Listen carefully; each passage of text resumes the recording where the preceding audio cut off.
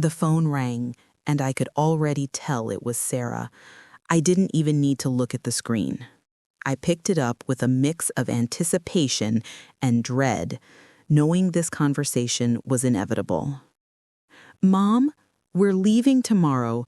Your beach house has already been sold. Bye." I froze. My heart skipped a beat, but I didn't let her hear the shock in my voice. I wasn't going to let her think she had me cornered. I took a deep breath, trying to hold on to the pieces of myself that felt like they were slipping away. "But you forgot one thing," I said, my voice steady despite the pounding in my chest. There was a long pause on the other end. "What are you talking about?" she asked, and I could hear the edge in her voice. I couldn't help it. A laugh bubbled up, one of those laughs you have when you're at the edge of tears and laughter at the same time. "You forgot that the house you sold, it's not the one you think it is." I picked up the phone, my fingers trembling slightly. The moment had arrived, the day I dreaded, and I couldn't decide whether I wanted to yell or laugh. But either way, I knew it would all spill out when I spoke to Sarah. I swallowed hard. The house had already been sold. The beach house. My beach house.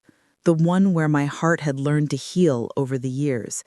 The one where so many memories lived, each corner marked with moments of laughter, tears, and the quiet of being alive. I could still smell the salt of the ocean on the breeze. I could almost hear the sound of the waves crashing against the shore. I dialed Sarah's number. It rang, and each second felt like a lifetime. "Hello?" Her voice came through, tense but clipped. "Hey, Sarah," I said softly, keeping my tone light despite the tightness in my chest. "How's everything?" She didn't waste time with pleasantries, of course. That wasn't Sarah's style. "We're leaving tomorrow, Mom. I've sold your beach house." My heart stopped. There it was.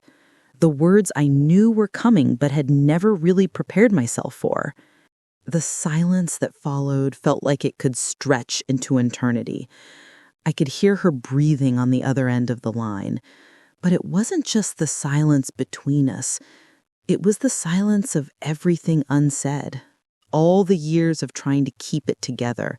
The house, the last piece of what we used to have, was now gone. "What do you mean?" I asked, my voice coming out softer than I intended. "What do you mean you sold it?" "I mean exactly what I said, Mom. It's sold. We're leaving tomorrow." I tried to make sense of it. How could she have done this? Why didn't she tell me? The anger was building in my chest, but I took a deep breath and let it pass. I wasn't about to lose my composure. Not now. "Sarah," I said, the words coming out with a strange calmness, "you're not serious, are you? That beach house has been in our family for decades. It's not just a house, it's my home. It's part of us." There was a slight pause. I could almost picture her in her shiny, sleek apartment, no doubt with that calculating look on her face, weighing whether or not to apologize.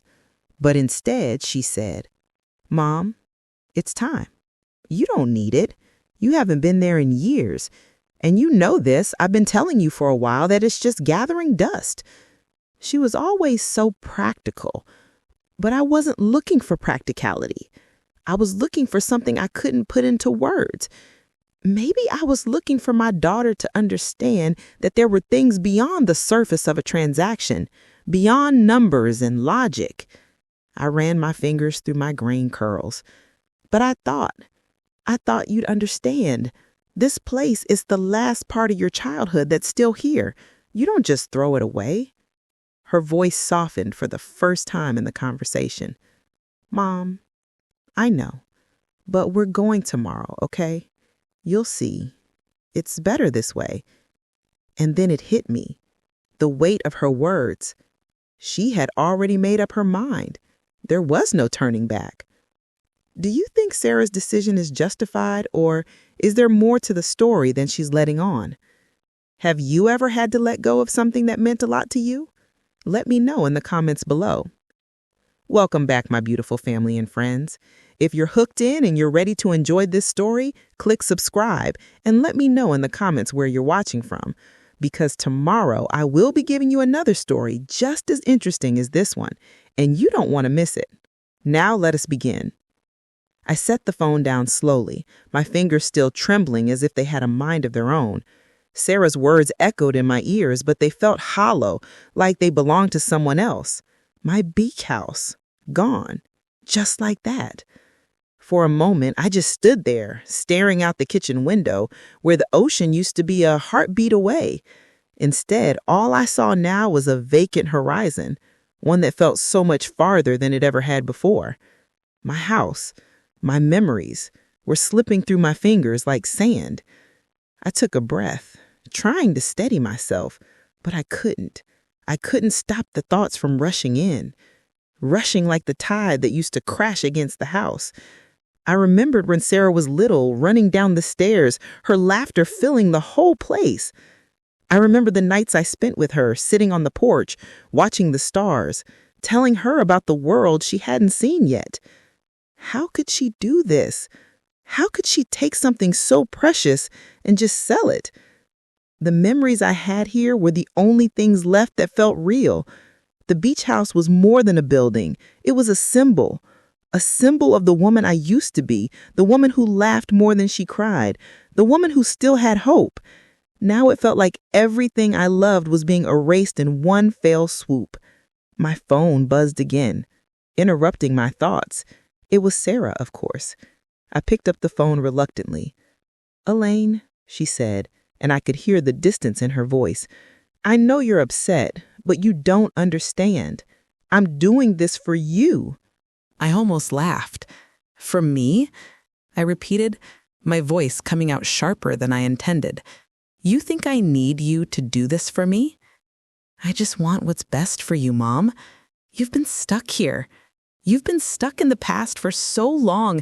It's time to let go." I didn't say anything for a long time. Instead, I let the words hang in the air. Let go. It was such a simple phrase, yet it felt like a weight I couldn't bear.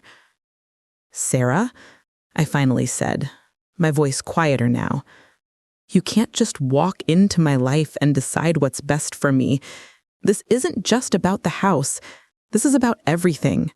It's about you and me, the things we never talk about, the things you've never really understood." I could hear her sigh on the other end. "What are you saying, Mom?" I took another deep breath, trying to steady myself. "I'm saying you've been trying to fix things that were never broken. You think selling this house will change something. You think it'll change us, but it won't." Her silence was deafening. There was a part of me that wanted to push, to force her to see how much this hurt, but I knew better than that. Sarah had always been the strong one, the one who pushed through things. I had always been the one to bear the weight, to take the pain so she wouldn't have to. And yet, here we were, with me holding the remnants of what used to be, and her, on the other end of the phone, willing to throw it all away. The memory hit me like a wave. I was back in the kitchen, the smell of coffee heavy in the air. I'd been sitting with Sarah at the table, a little girl with braids and wide eyes, watching the waves from the window. She'd asked me if we would always have this house, this place. She had wanted to know if she could keep it forever, even after I was gone. I remembered my smile, the one I had worn to reassure her. "As long as you want it, honey. This place will always be yours." But I had lied, because somewhere along the way, things had changed. The house didn't matter anymore. Not to Sarah. It wasn't about the house, was it? It was about what we were losing and what we had already lost. I sat down heavily on the couch, feeling the weight of everything pressing in on me. My eyes wandered to the mantel, where a family photo sat. It was from years ago, before the divorce, before Sarah's rebellious teenage years. In the picture, we looked so happy, so full of life. But none of that was real anymore. I had watched Sarah grow into a woman who no longer needed me. And in some ways, I had stopped needing her too, because I had learned to live with the silence. I needed to understand. I needed to know what had happened to my little girl, to the girl who had laughed with me, cried with me, and believed that nothing could break us apart. I heard the sound of the doorbell ring, and I almost jumped, startled by the sudden noise. But I wasn't expecting anyone. It must have been a neighbor or some delivery, I thought. But when I opened the door, I found someone I hadn't seen in years. There he was, Javier. Have you ever had to face the painful realization that someone you love doesn't see things the same way you do? How do you cope with that? Let us know in the comments below. Act 3. Resistance. I stood frozen in the doorway, staring at Javier, my heart skipping a beat. The world had shifted in a way I wasn't ready for. Javier had been a part of my life a long time ago, a memory I tucked away like an old letter in the back of a drawer. The weight of seeing him again after so many years, after so much had changed, was enough to knock the air out of me. He didn't belong here. Not now, not in this moment. He smiled at me, but it wasn't the carefree grin I remembered. It was a little more worn, a little more uncertain. He looked older, too. We both had. Time had a way of doing that. "Elaine," he said softly, "I didn't mean to surprise you like this. I didn't give him a chance to finish. What are you doing here?" The words came out sharper than I intended, and I could hear the edge in my own voice. I wasn't angry at him, but everything in me felt like it was unraveling. It's been years. Why now? He paused, taking a step back as if to give me space. I wasn't sure if he wanted to avoid the confrontation or if he was simply giving me room to breathe. Either way, it didn't help. I still felt suffocated by everything that was happening, by everything I had just lost. I know. I had to see you. After hearing about the house, about Sarah selling it, I don't know, Elaine. I guess I thought maybe you needed someone to talk to. Talk to me? Javier, you can't just walk back into my life after everything that has happened, especially now. My daughter just sold the beach house, the one place I thought would always remain ours. I thought maybe, I don't know, I thought there would be something left to hold on to. And now, I gestured wildly, the words tumbling out. I don't know who I am anymore. I felt the heat rising in my cheeks. It wasn't just the anger, it was the fear. The fear that if I let him back in, I'd lose the last part of myself that was still whole. I'd learned to live without him before. I'd learned to move on, even if it meant living with the regret. Why would I want to do that again? Javier seemed to understand more than I expected. He didn't press me. Instead, he sighed deeply and looked over my shoulder, as if searching for something in the empty house behind me. I know, he said quietly. I don't expect everything to be okay right away, Elaine. But you're not alone in this. You don't have to go through it alone. I shook my head. You don't get it, Javier. I've been alone a long time. You left me when I needed you most. You left me, and now my daughter's selling the last thing that kept me from fading into the background of my own life. Everything feels like it's slipping away piece by piece. And you... I cut myself off before the bitterness could poison my words any further. He didn't respond right away. Instead, he took another step forward, his eyes softening, his expression almost pleading. I know, I made mistakes, but I'm here now. I can't undo the past, Elaine. All I can do is be here now. And if there's even a small chance that I can help... No, I cut him off. No, Javier. Don't do this. Don't make this about us.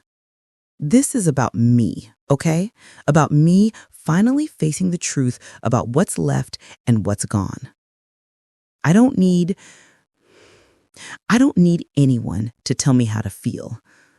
I need space. I need time. I need to figure this out. The words burned in my chest, but they were the truth. As much as I wanted to believe that things could go back to the way they were, I knew they never could. Not with him, not with Sarah, not with anyone. Javier looked at me, his face full of regret, but he didn't press any further. He nodded, his lips tight. All right. I won't push you, Elaine, but I'm here. If you change your mind, I'll be here. I watched him turn and walk away, and for a moment, I felt something in me break. Not because of him, but because of the realization that I wasn't ready. I wasn't ready for any of it. Not for the past to come flooding back. Not for Sarah's decision. Not for the realization that everything I thought I knew about my life was now in pieces. I closed the door behind me and leaned against it, my eyes closed, the weight of the world pressing down on me. I heard the phone buzz again. It was Sarah. Mom? Her voice came through, cautious but firm. I think we need to talk about the house. I rolled my eyes, wiping the tears away before they could fall. There's nothing left to talk about, Sarah. You've already made your decision. It's done. I could hear the frustration in her voice. Mom, please, don't do this. Don't shut me out. I'm not shutting you out, Sarah. The words were out before I could stop them. But I've been trying to get through to you for years. You've built this life without me, and now you're selling everything that mattered. How am I supposed to feel about that? The line went quiet for a moment. You know, I didn't sell it to hurt you, Mom. I thought you'd see it was the right thing to do. I'm trying to help us move on. I thought you'd understand. I can't understand, Sarah. Not yet. And with that, I hung up. I stood there in the empty silence of the house that once felt like home. How did we get here? Have you ever tried to fix something that wasn't broken only to make it worse? What do you think about Sarah's decision? Let me know in the comments below. The next few days felt like an unbroken stretch of time, one long, drawn-out moment where everything was in limbo. Sarah and I didn't speak much after the phone call. I could feel her hurt, her anger on the other end of the line, even though we weren't saying anything. She was stubborn, just like me. Neither of us was good at admitting when we were wrong. And now we were trapped in a silence that only made everything worse. But there was no escaping it. A few days after the phone call, Sarah showed up at the house. Unexpected, unannounced, but I knew why she was here. She stood at the front door with her bag in hand, wearing that same confident expression she always had, the one that told you everything was fine, even when it wasn't. Sarah, we need to talk. Her voice was low, but insistent. I didn't want to let her in. I wanted to scream at her, tell her to leave, to stop pretending that everything was fine. But instead, I stepped aside, letting her into the living room. We stood there for a moment, both of us hesitant, unsure of what to say. The walls between us had grown so thick, and neither of us knew how to break them down. She put her bag on the couch and then stood there, arms crossed, looking around at the empty house, the one that was still supposed to be ours. "I've got the papers here," Sarah said, pulling out a folder and placing it on the coffee table. "I can show you the buyers, the terms." "Sarah," I interrupted, my voice tight, "you don't have to explain anything to me. I know what you've done." She looked at me for a long time before responding. "I'm not here to explain anything. I just need you to understand. This was never about you or about the house. It's about us, about me trying to get us back on track." I couldn't believe what I was hearing. "You think selling this house is going to fix everything? You think you can just make everything better by throwing away what's left?" "No." She shook her head. "I'm not throwing anything away. But I can't keep pretending that this place has anything to do with who we are now. You're stuck here, Mom. You've been stuck for years. You can't keep holding on to this forever." Her words stung more than I wanted to admit. I wasn't stuck. I wasn't.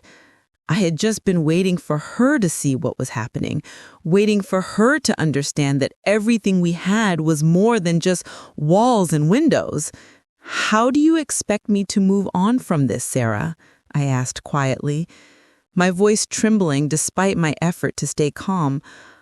"I've spent years in this house, years holding on to the past, and now it's all gone. How am I supposed to let go of that?" "I know it's hard," she said, her tone softer now, "but it's harder for me to see you like this, so sad, so alone. I don't want you to be stuck in this house. I don't want you to be stuck in the past. We both need to let go, Mom." I stared at her, the words sinking deeper than I wanted them to.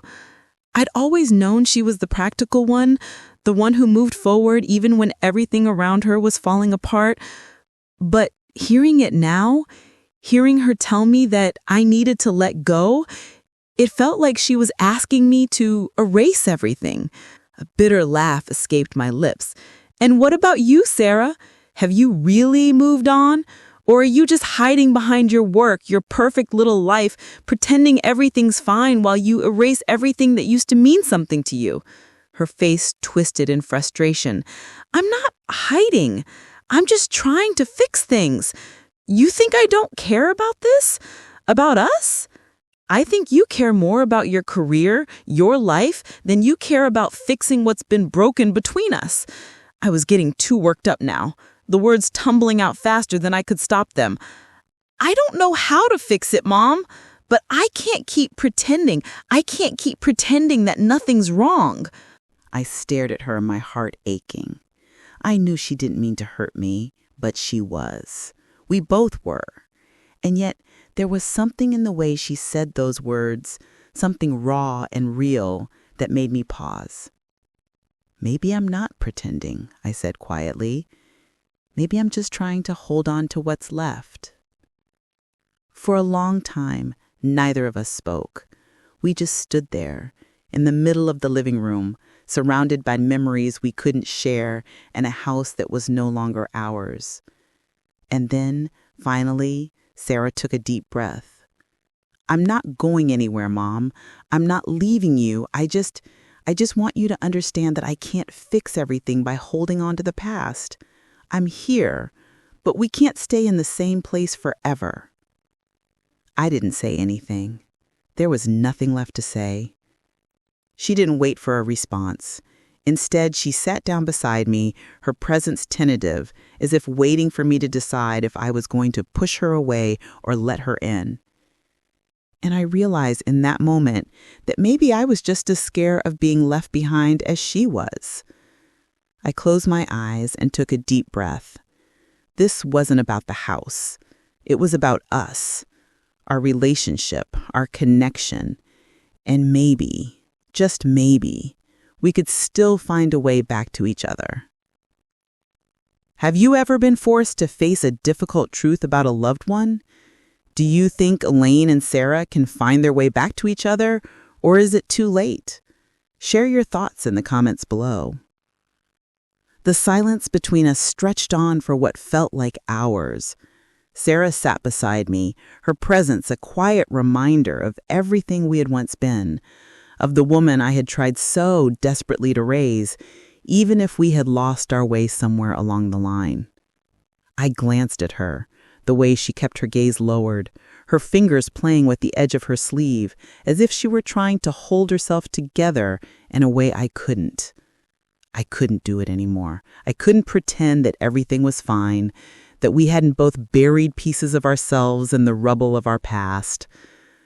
I turned my head, my eyes catching the old family photo on the mantel, the one I had kept there all these years, even though it had been over a decade since that perfect moment was taken. The smile I had forced for the camera felt so far removed from who I was now, from who we had become.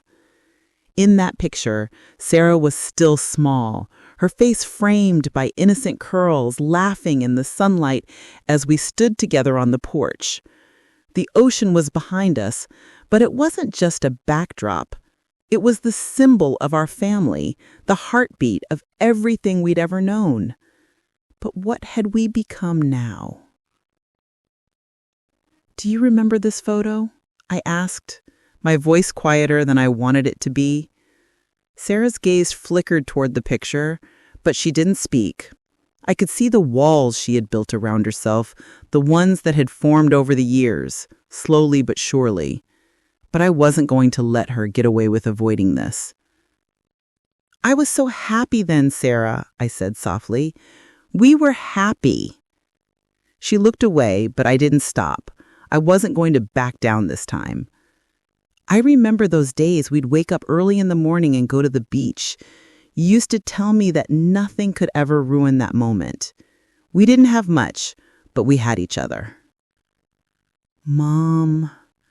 Sarah's voice was barely a whisper, but I could hear the tension in her words. "No," I interrupted, my voice breaking slightly, but I didn't care.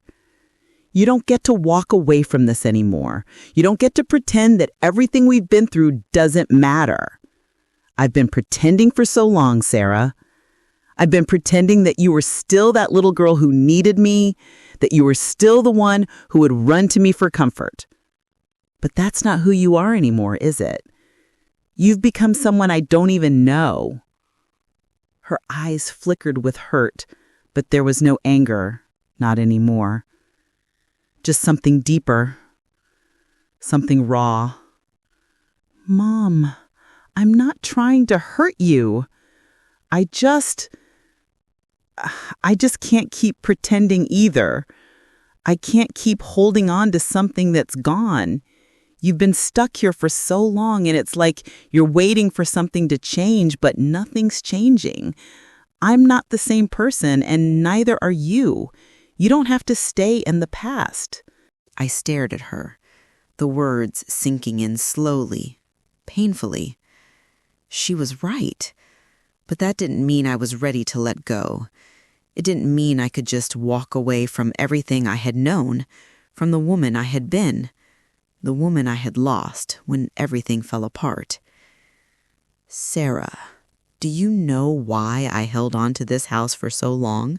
I asked, the question barely leaving my lips before I answered it myself. "Because it's the last place where I felt like I mattered.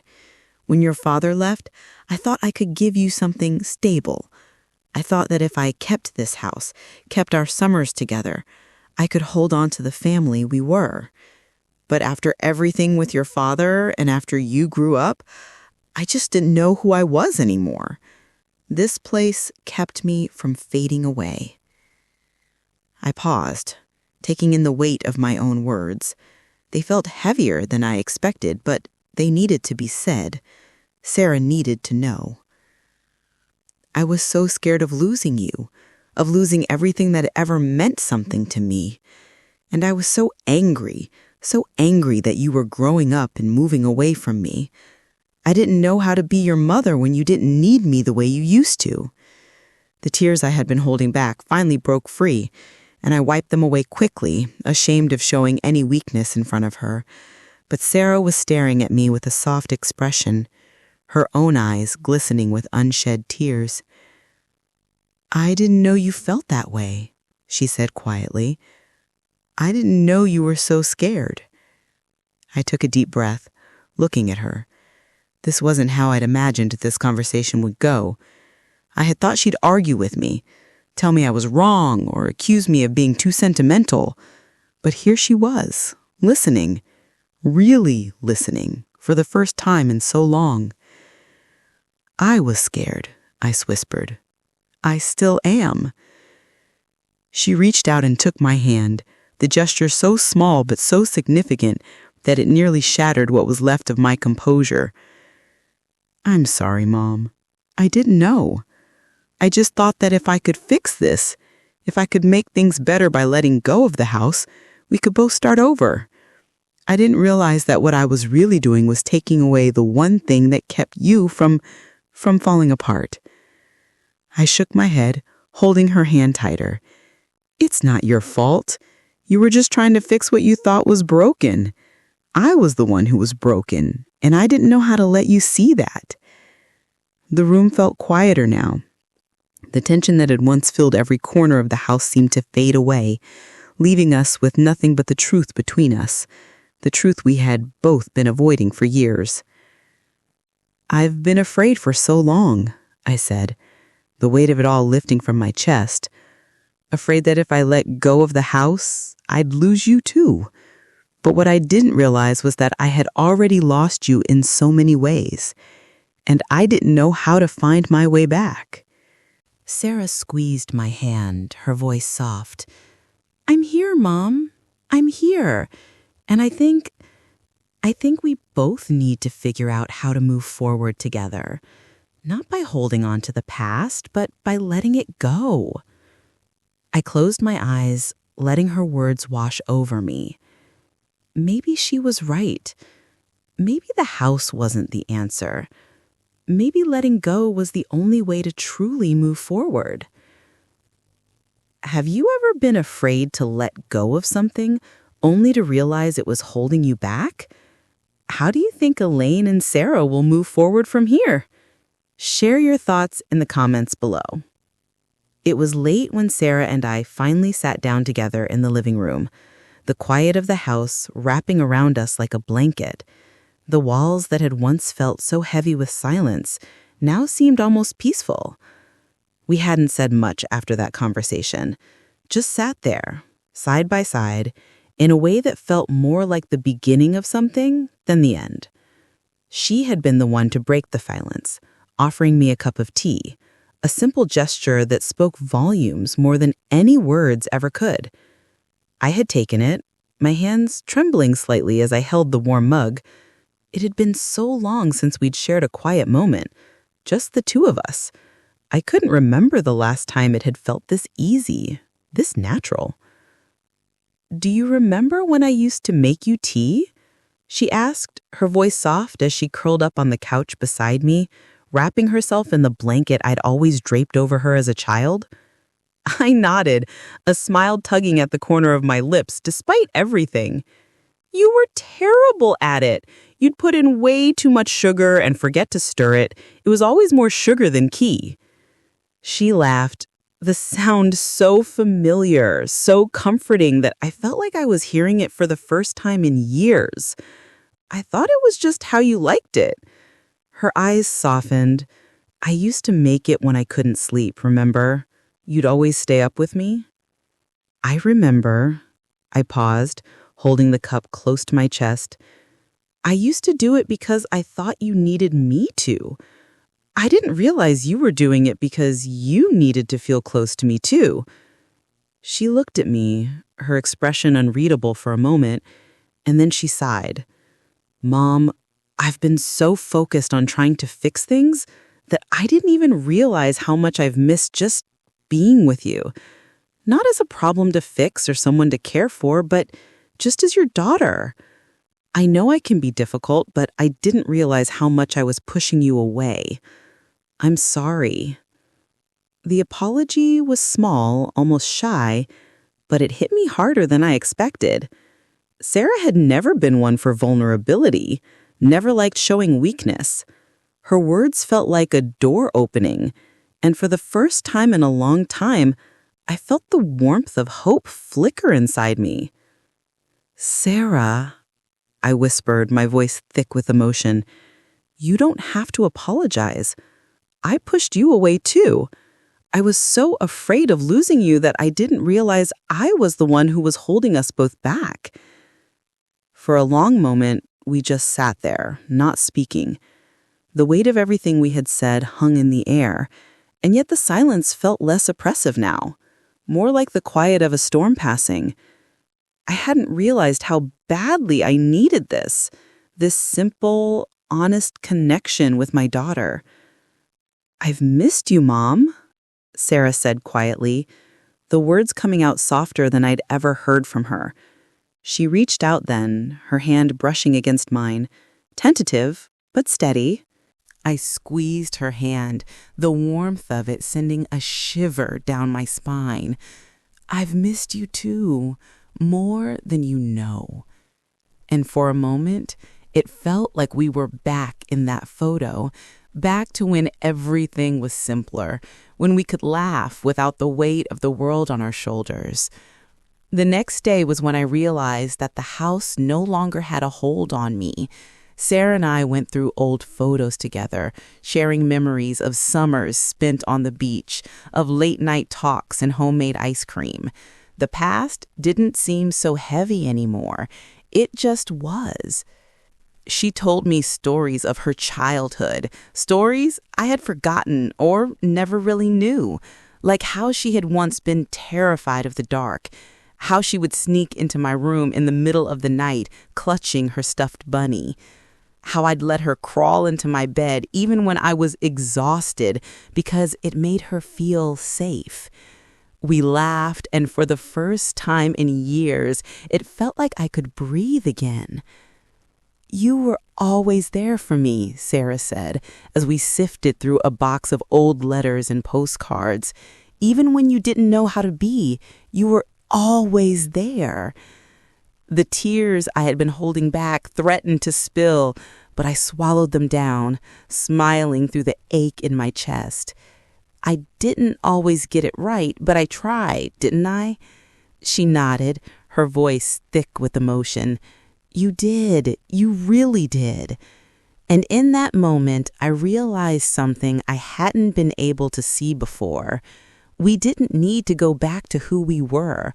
We just needed to move forward, together, in a way that didn't rely on the past. The house, the memories, they were all part of us, but they didn't define us. We could make new memories. We could start fresh. Later that afternoon, I sat on the porch with Sarah, just like I used to when she was younger. The sun was setting, casting a warm glow over everything.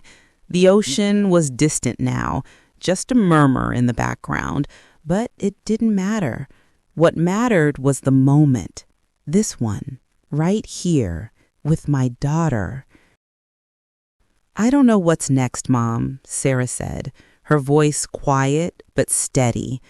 "But I want to find out, with you." I smiled, the knot in my chest finally loosening. "Me too, sweetheart." We sat there in the quiet, no more words needed.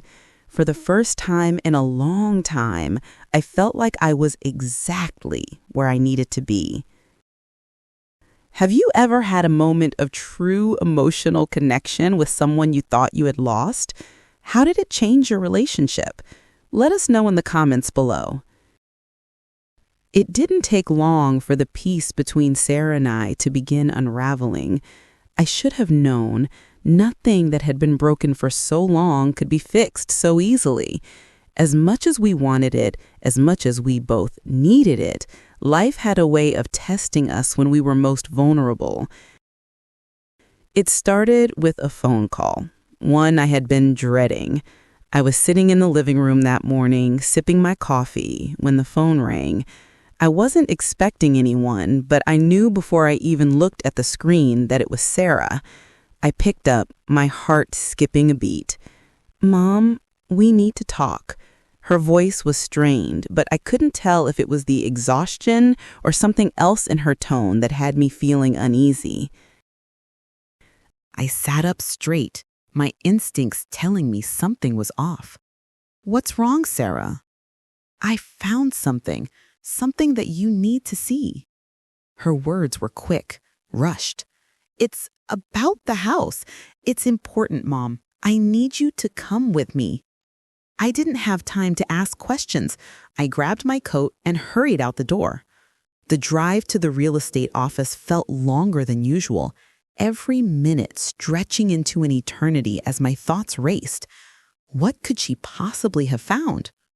When we arrived, Sarah was already waiting for me outside the building, her arms folded tightly across her chest. There was something in her expression, something guarded, distant, that made my stomach tighten. "What's going on, Sarah?" I asked, stepping out of the car and walking toward her.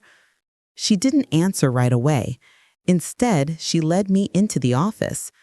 The room was cold, the air thick with tension, and I could feel the weight of everything we had talked about, the house, the memories, the forgiveness, pressing down on me. I don't know how to explain this," Sarah said, her voice breaking. She took a deep breath.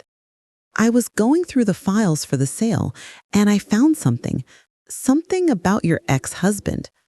My chest tightened at the mention of Michael. It had been years since I'd thought about him, since we'd split, and I had tried so desperately to keep it together for Sarah's sake. His absence had left a mark on both of us, an invisible scar neither of us ever really acknowledged. "What about him?"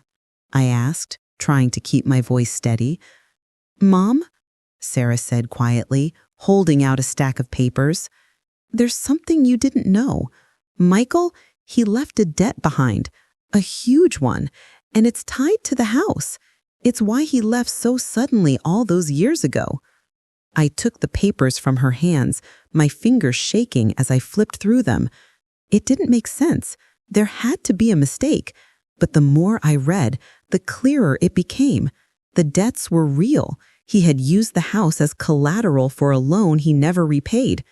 The debts were so large that they threatened to undo everything. I felt my knees give way beneath me. The room seemed to spin. No, this can't be real." "I'm sorry, Mom," Sarah said, her voice full of guilt. "But it's true. The house, it was never really ours, not in the way we thought. The debts are tied to it, and if we don't pay them, we lose it all. The sale wasn't just to move on, it was the only way out." I looked at her, numb, my mind struggling to process the news. How had I not known this? How had Michael kept this from me? "All these years," I whispered, "all these years I thought I had kept this house safe for us. I thought I was doing the right thing by holding on to it, but I didn't even know the truth." The weight of everything, my past, the broken promises, the lies I let myself believe, crushed me all at once. It wasn't just the house. It wasn't just the debt.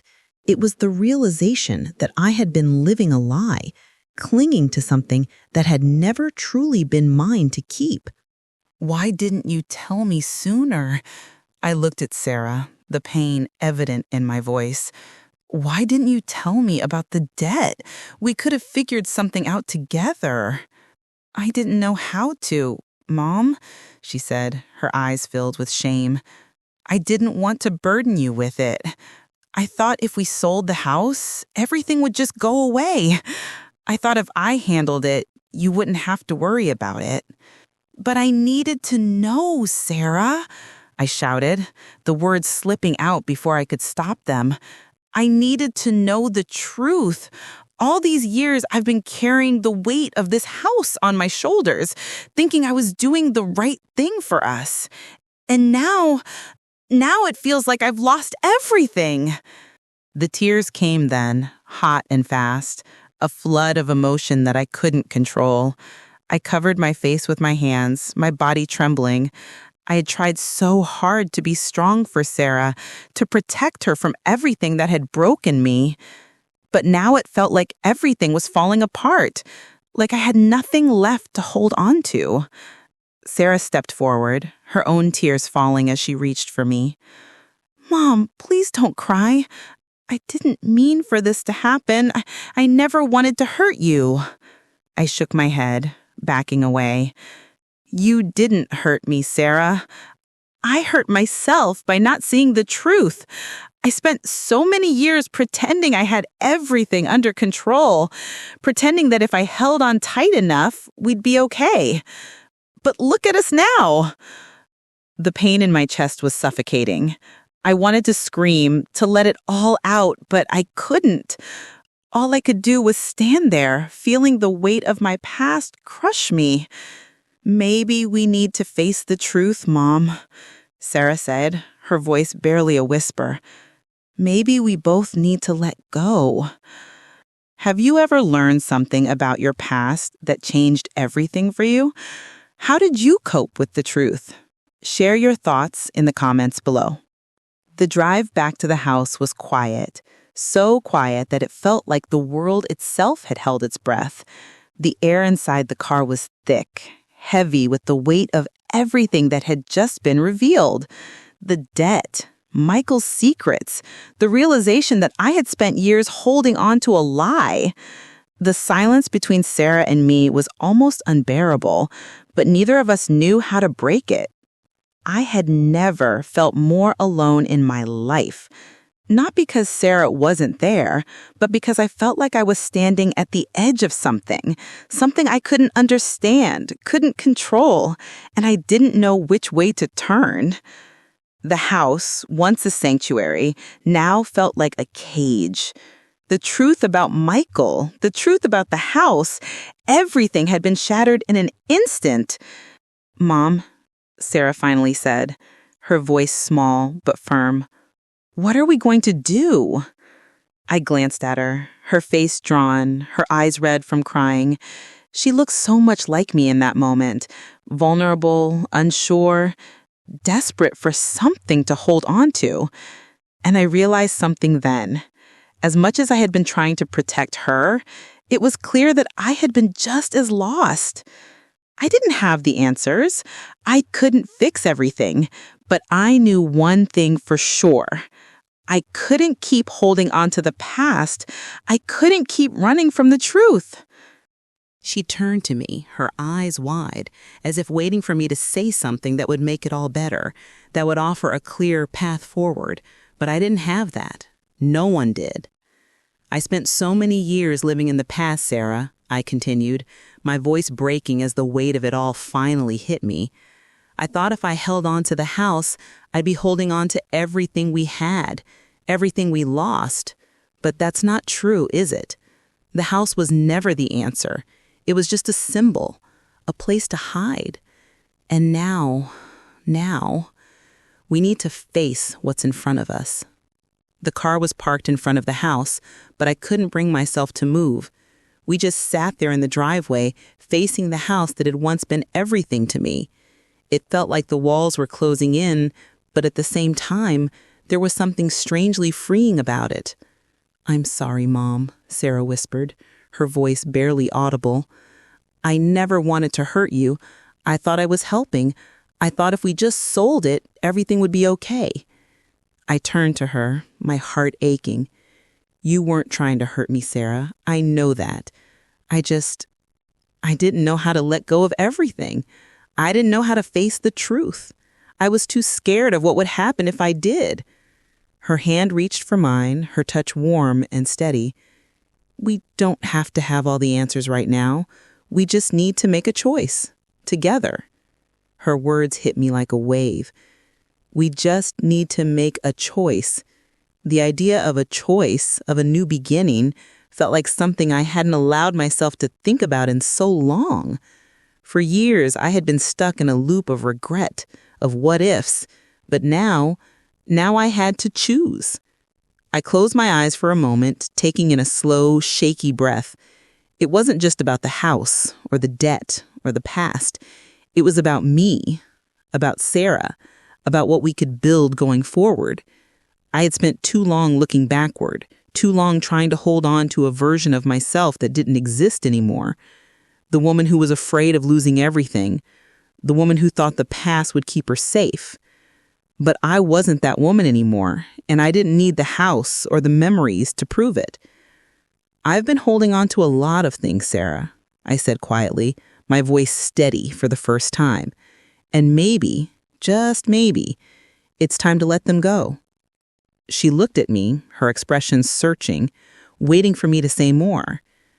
We don't need this house to be okay. We don't need to fix everything. What we need is to move forward, together. And that means facing the truth about ourselves, about what we want, and about what we're willing to let go of. Tears welled up in her eyes, but there was a softness there too, a glimmer of something hopeful. You're right, she said, nodding slowly. We've been stuck in the past for so long. Maybe it's time to let go of everything that's holding us back. I smiled through the tears, the weight on my chest lifting just a little. For the first time in years, I didn't feel like I was drowning. I felt like I could finally breathe again. I'm scared, Mom, Sarah admitted, her voice trembling slightly. But I'm ready. I'm ready to face whatever comes next, as long as we do it together. I took her hand, squeezing it tightly, and looked at the house one last time. It wasn't just about the building. It was about everything it represented, the good, the bad, and all the in-between moments. But I realized something then. It didn't matter what was behind me. What mattered was what was ahead. We'll figure it out, I said, my voice steady now. One step at a time. The past would always be a part of us, but it didn't have to define us. Have you ever had to make a difficult choice to move forward in life? What did you have to let go of in order to find peace? Let us know in the comments below. The days after our conversation were a blur of emotions and decisions. Sarah and I worked together, sorting through everything. The papers, the bills, the remnants of a life that had been torn apart by secrets and misunderstandings.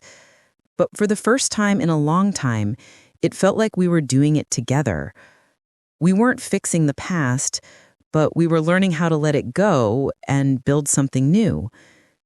The house was sold, yes, but the sale wasn't the end. It was the beginning of something different, something we could shape for ourselves. We found a small apartment, not far from the beach, with enough room for both of us, but without the weight of memories that had once anchored us. The transition wasn't easy. It wasn't supposed to be.